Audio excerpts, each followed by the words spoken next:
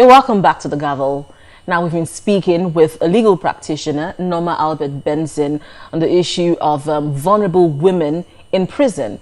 We are seeing cases of pregnant women and babies and as well as children in prisons across the country, and we're looking at the role of the National Assembly in this regard.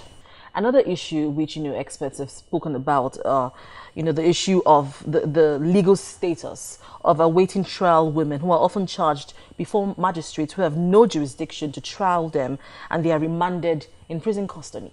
And we've seen such cases.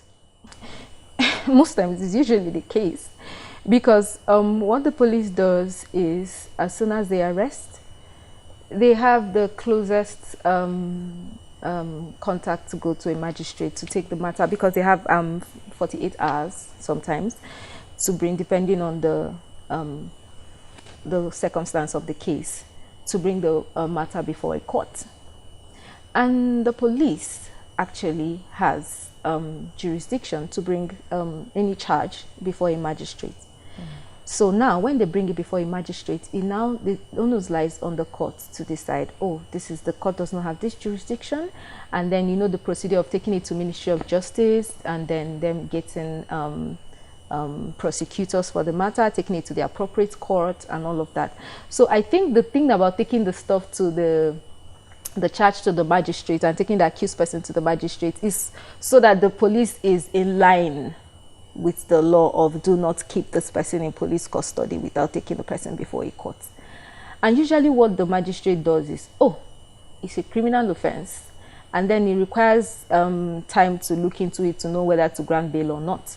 So the safest thing, in quotes, to do is to remain in prison custody pending trial.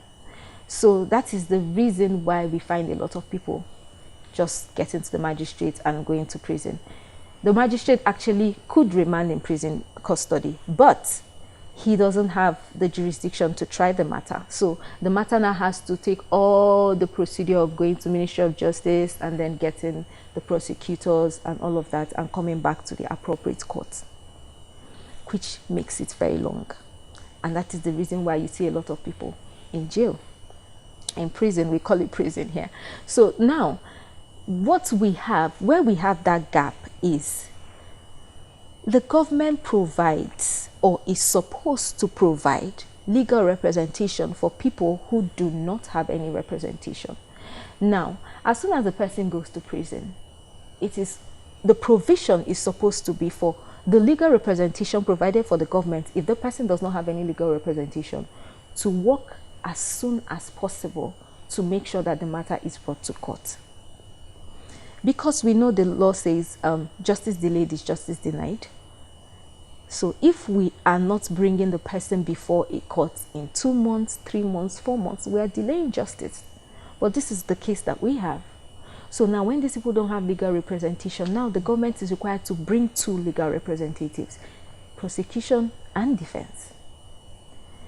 And this is something that has really clogged justice, and this is something that has really affected the prison system, because it keeps a lot of people. So it's just as if they keep bringing and they keep dumping, they keep bringing and they keep dumping, Leading to the high number of awaiting trial inmates in prison. So that is basically what the problem is.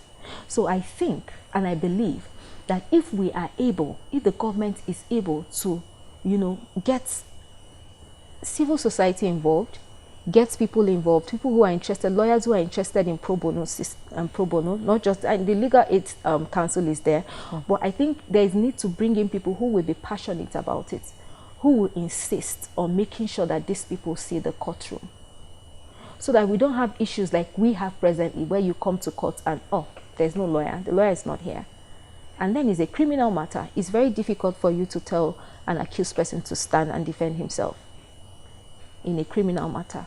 So now the council is not in court, and then the matter is adjourned, and it keeps getting adjourned, and it keeps getting adjourned, and the people remain in prison. What would you want to see, from if looking at the proposal before the National Assembly on amending the criminal justice system to the Criminal Justice Act to address this issue? What would you want to see in the amendment bill? I want to see the amendment to make provisions for the government to partner with organizations who are interested in providing legal aid, so that we don't just make it, let's it look like, if it's in government, there is stuff they call privatization and all of that. So let it look like it's not, the onus does not just lie on the government. So if the government is not doing it, then it's not done.